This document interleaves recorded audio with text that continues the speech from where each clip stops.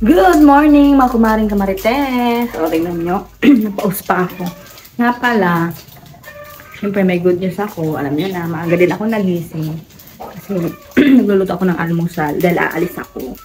And the day is the day. The day is the day. Today is the day. Ayun nga po. Maaga ako kasi finally, meron na po akong trabaho. Ayan, magre-report po ako ngayon, 9:30. And then, katagal ko inantay ito kasi akala ko talaga wala na. As in, alam nyo yun, wala na akong pag-asa, gano'n. So, sabi ko na lang, antay-antay na lang ulit. Eh, dapat nga ngayon, may interview ako. Pero sa Dagupan yung main. Pero, syempre, nauna na to. Kaya ito na lang yung in-accept ko. Bali, dalawa yung interview ngayon. Actually, ilang beses akong umattend ng mga interview. Pero yun nga, antay-antay lang. Kasi, syempre, sabi nga nila, be patient. Mag-antay-antay kahit anong mangyari. So, ayun. Magre-report po ako. Update ko po kayo mamaya. Magluluto muna ako bago ako umalis kasi yung pagkain ni Papa ko. So, ayan. Nagluto ako ng spam dahil nga almusal. Tapos, may talong din. Pinrito ko na rin. Tapos, ayan. Sinangag na mayroong konting spam. So, mauna na akong kakain kasi tulog pa sila. At maglilinis pa ako bago umalis. Ayan. So, tapos na akong naligo. And then si Papa ko, nag-exercise siya dyan. Zumba, nakikinig ng music, tapos ako mag-aayos lang, tapos aalis na. Ayan yung mga gamit ko na dadalhin mamaya sa pag-briefing namin. Nagdala na rin ako ng eco bag. Tapos na din yung briefing namin, almost 2 hours din kasi in-explain sa amin, parang orientation na rin ganon.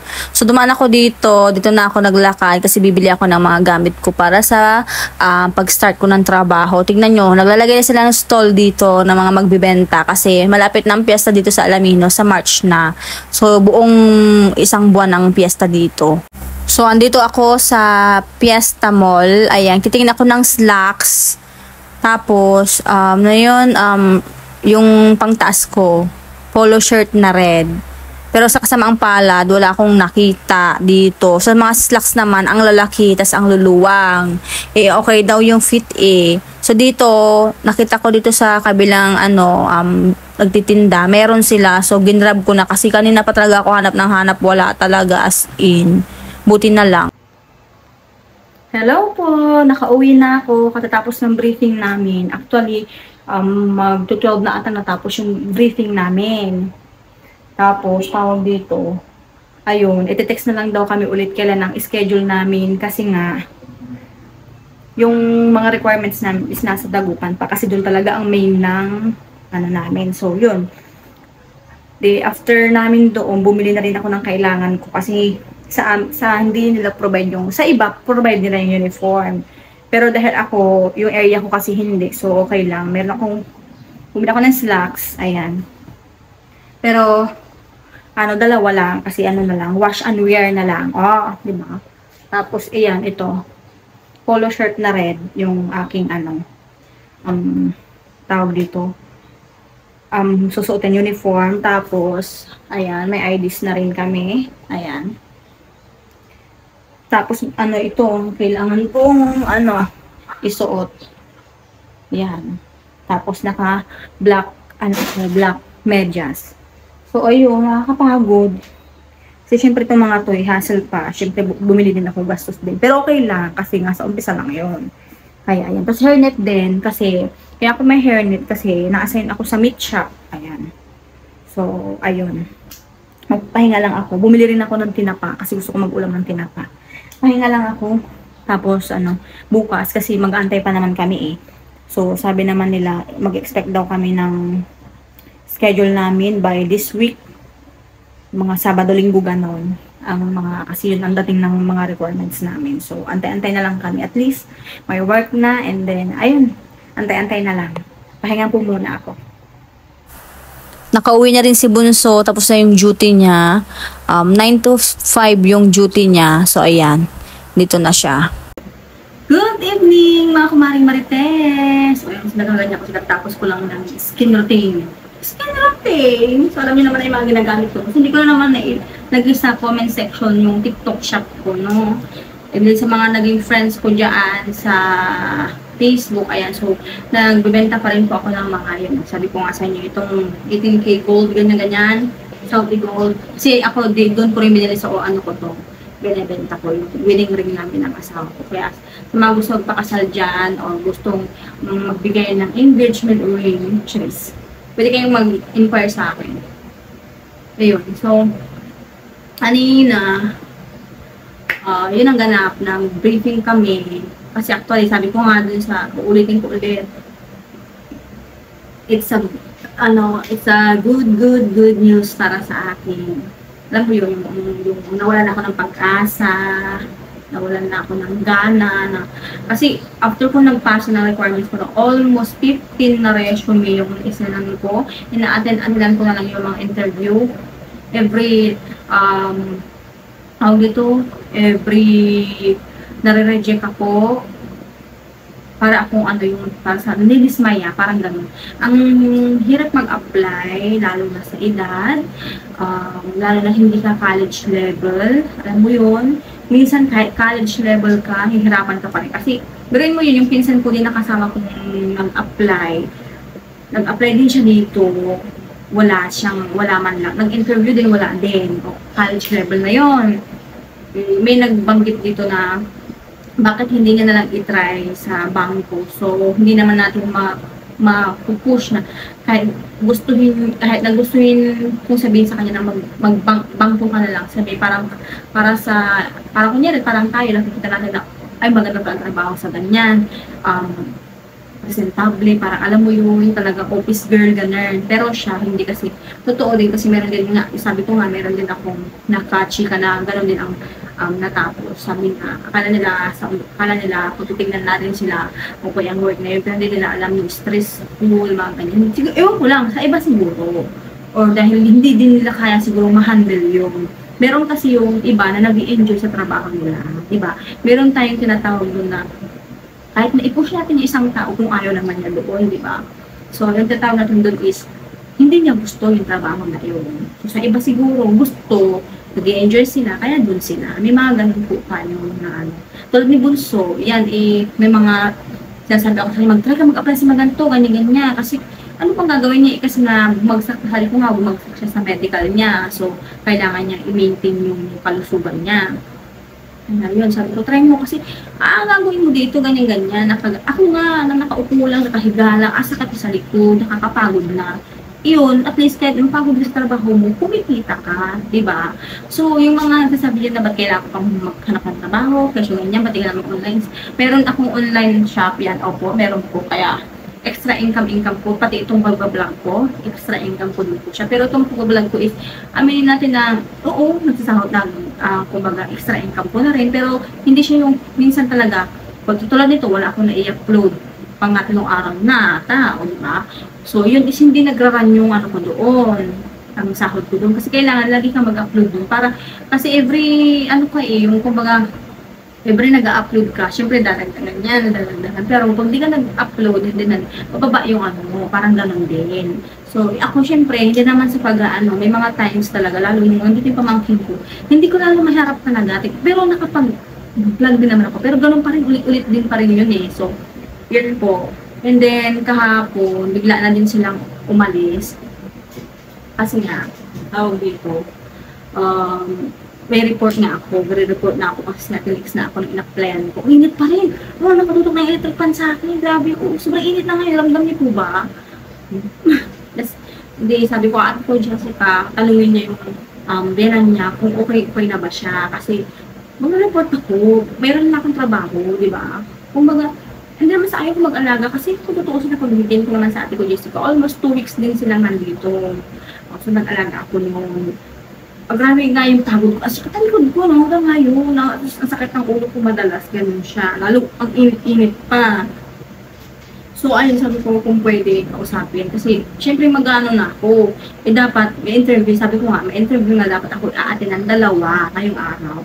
Pero, sabi ko nung, kung ano, syempre hindi pa open yung biyanan nga ni ate ko.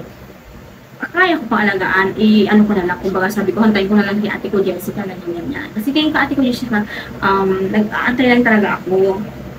Pero syempre habang nag-aantay ako, sayang naman din yung araw, sayang din yung ano. Syempre yung mga ina-plan ko ng mga nakaraan, kala ko wala na, sabi ko tagal na, 10 na mahigit. Yung ina-plan ko nga, may 3 weeks na ata, 2 weeks na ata yun. Pero nakapagpasa kasi ako ng mga requirements ko doon. So, yun, sabi ko, wala na yun. Hindi ko na inaasahan talaga yun kasi, hello, lahat ng list ko. Wala, dead ma, wala, reject. Ganun lang. Kaya, para ako nandidismay na sabi ko, tama na, huwag na. Kaya, pinagbigyan ko sa tuloy si Kan, sige mag-alaga muna ako. Pero iba yung pagod talaga. Pag mag-isa mo lang na walang kapalitan. As in talaga, sobrang hirap. Ay, sabi nga nila, para daw masanay nga ako na pag may baby na ako, ganito. Oo, ano tayo sa point na yun. Kasi pagkakaroon din naman ako ng baby ko, makupokus naman talaga ako.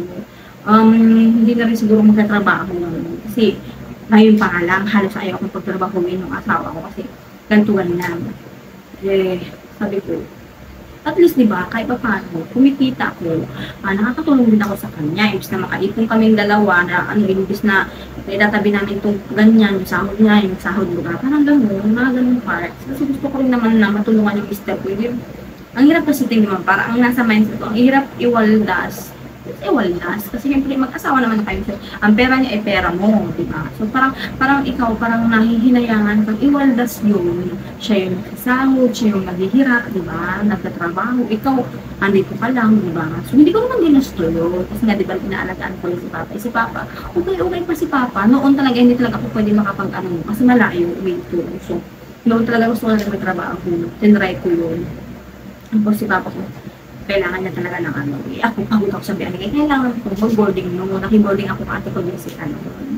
And then after noon, tawag dito, dito na yun nga, try ako kasi akala ko nung palipat na kami dito, tawag dito, dali na makaano sa trabaho. Hindi pa na kasi sabi, inilang kong tinitignan yung resume ko na 30 na pala ako, tapos natambakan ako 3 taon or more pa yung hindi ako nakapagtrabaho. Kaya siguro isa din yung na-advantage ng mga nag-hired. Maiintindihan ko din naman sila. Pero di ba, matututo naman tayo sa kapwa. May mga experience naman na rin ako, so alam ko na. Tapos, edi yun. Hanggang sa sabi ko, wala na ako ng pag-asa. Totoo lang, wala na talaga ako ng pag-asa ng pag-dead man. Tapos, may time na umiiyak ako. Oo, may time na umiiyak ako. Sabi ko, bakit kaya? Tatanong ko si Lord, kung bakit kaya yun, sabi ko, gagawin wala ako ng trabaho. Napipressure ako, alam mo yun. Sabi ko, bakit ganun? Andito na nga kami sa Malakit. Ba't parang ang hirap mag-apply? Ang hirap paghanap ng trabaho. Ako naman hindi ako maarte. Kumbaga, hindi rin ako mapili kung anong mapasukan ko. Basta kasi nag-effort naman ako nagpagod naman ako At least nag-try ako.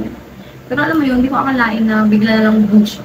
Iba talaga si Lord, alam mo yun, yung bang, mas okay din kasi iiyak mo, mas okay din na ilabas mo. Kasi pag hindi, mababaliw ka. Kaya minsan napakaluha ako, minsan iniiyak ko nang walang alam. So, pero ngayon, alam nyo na, ang ko pa ba, Charis. So, yun. And then, syempre, yung time na yun, hindi kami masyadong nakakapag-chat ng asawa ko, syempre malayo, gano'n, walang signal. Kaya, parang yung bang nagkadugtong-dugtong, bakit gano'n, sabi ko ganyan. Pero pinapitry ko pa din. Lagi ko pinandarasal na alam kong pagsulok ng to, alam ko darating yung araw na para sa akin din. Lagi din sasabi na ate ko, ni Maripe, na darating niyan para sa iyo, sabi niyo, huwag ka magmadali, ganyan. Kasi talagang as in, alam mo yun, kung hindi ko na masyadong nakakachat si Ate Coffee, kasi yan araw-araw kami magkasaktan para nga kami mag-jowa na yan si Ate Coffee. Araw-araw kahit walang mapag-usapan, magkamustahan lang, anong ganap ngayon, anong meron ngayon, ganyan. So, pag hindi ko siya na-voice out, sinishare ko sa kanya, hindi siya magpapayuhan niya ako, ganyan. Hindi kan si Ate Coffee, hindi naman sa, lagi siya yan, Kasi alam na din naman nila. So, may problema siya. Problema ako. Naman, kasi kami lang din naman yung, although kami yung medyo, malapit. Pero lahat naman kami, love niya. So, walang ano doon. Siguro may mga magkakapatid lang talaga na mas malapit sa isa't isa at sa iba hindi. Parang ganun, di ba? Huwag tayong mag-ano. Kaya, ayun. Nakakatuwa, alam mo yun, thankful ako. And then, thank you, Lord. Di ba? Kasi, ito yung hinihintay ko.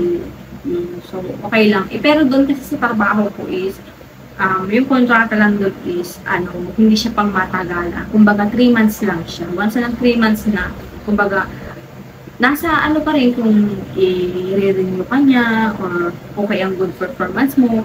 Pero may mga din talaga nung kahit good performance. Talagang yung iba, yung company na kasi na pinasukan ko is, mas gusto niya na iba-iba yung worker. Siguro gusto niya rin bigyan, yung company na yun, siguro gusto niya rin bigyan ng ibang opportunities yung iba na hindi lang ikaw. Pero yun nga kami, kunyari ako.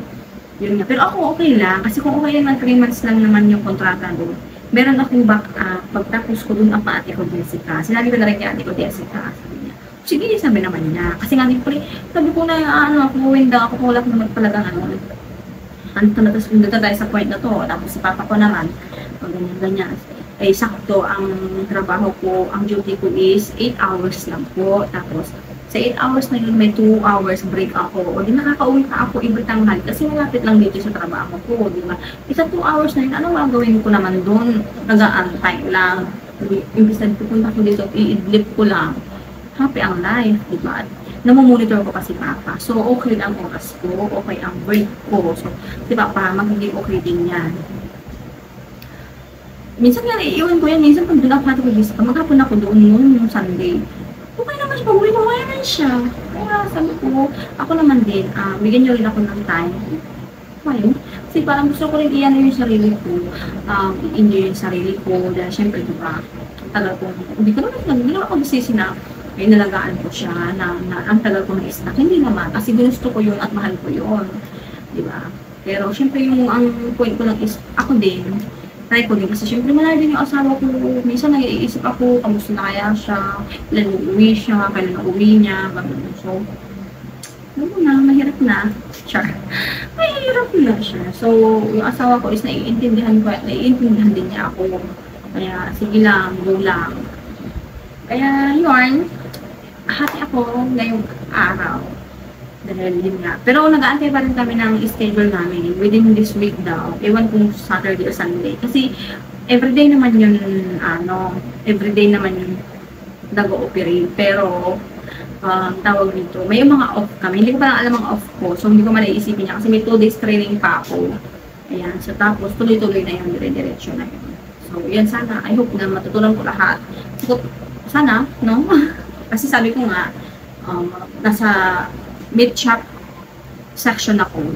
So yung pong trabaho is groceryahan ko yun na malaki yung grocery, no? Kaya mabanggitin yung pangalan, Cheris. So malalaman nyo din, i-update ko na lang po kayo. Pero, hindi ko po maiba pa nga ako sa inyo na lagi na naman ako may vlog. Kasi for sure, nandun ako maghapon. So, siguro, every off ko na lang ako makakapag-vlog. Sana, hindi kayo mawala ng, gana sa akin, no? Pagpasensyahan nyo na rin, kasi mawawala na naman ako ng pansamantala. Charis. Hindi naman. Kumbaga, i-update ko na lang po lang kayo. Siguro mga off ko. Kasi syempre, pag naka-duty ako, hindi na naman pag-vlog doon. Wala na. Diba? So, sana maintindihan nyo ako. Ayo, see you around po. Maraming salamat po. And then, i-bless nyo pa rin po. Manood pa rin po kayo sa akin. Naway maging safe time lahat. Sobrang init, no? Inom po tayo maraming tubig. And, huwag niyo pong kalimutan i-like, share, and subscribe. And hit niyo po ang notification bell para ma-notify kayo sa tuwing ako mag-upload na aking vlog. Maraming salamat po. And bless!